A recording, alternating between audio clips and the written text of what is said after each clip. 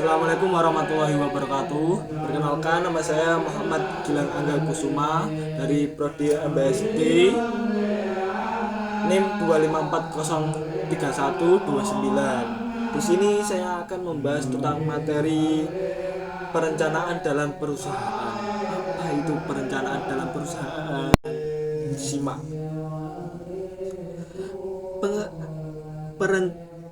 Perencanaan adalah pemilikan serangkaian kegiatan dan pemutusan selanjutnya apa yang harus dilakukan, kapan, bagaimana, dan oleh siapa.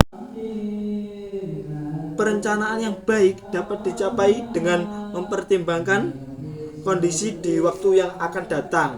Berbagai pertanggungjawaban dalam perencanaan tergantung pada besarnya tujuan organisasi serta fungsi atau kegiatan khusus manajer.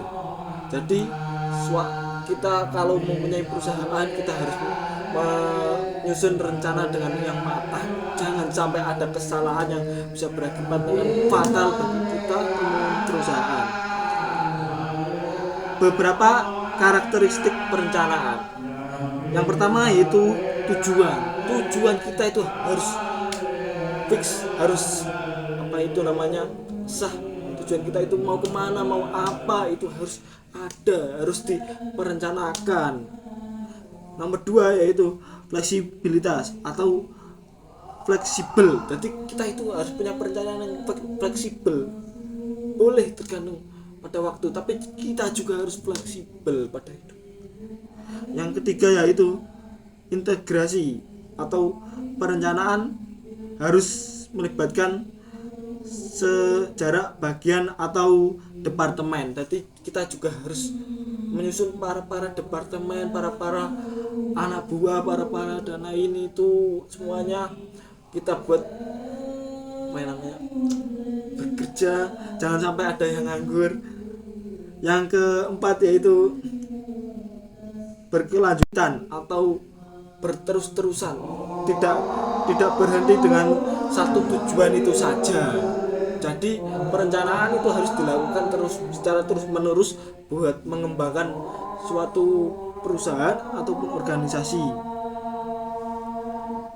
Yang kelima yaitu realistis. Jadi kita itu juga harus realistis, jangan terlalu banyak mistis, jangan terlalu banyak memakan omongan orang lain.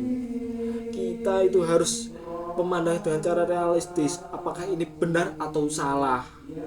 Yang keenam yaitu terukur. Jadi kita juga harus mengukur suatu perencanaan perusahaan. Jangan tiba-tiba bikin perencanaan tapi tidak tahu hasilnya itu apa dan tidak tahu kapan itu bisa kita dapatkan.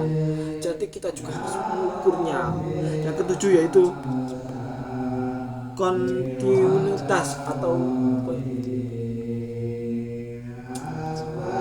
yang ke-8 yaitu koordinasi.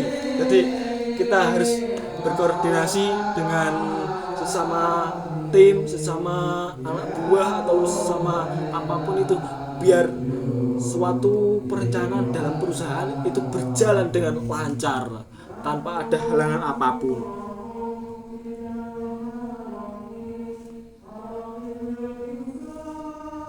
Pengertian kerugian dalam perusahaan. Kerugian dalam perusahaan adalah keadaan ketika jumlah biaya pengelolaan yang dikeluarkan lebih banyak daripada jumlah produksi yang kita buka atau jumlah pendapatan yang kita jual. Jadi kalau bisa itu kita harus mengurangi jumlah kerugian itu. Bagaimana caranya? Simak.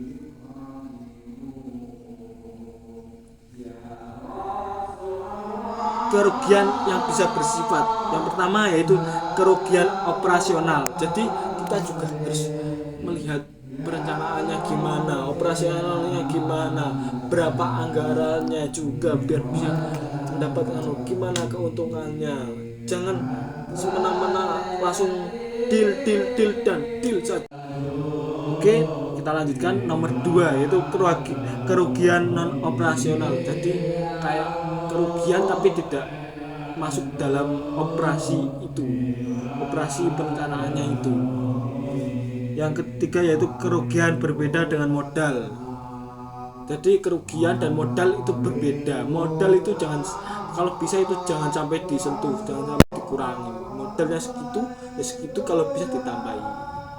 Oke, sekian, terima kasih dari saya. Wassalamualaikum warahmatullahi wabarakatuh.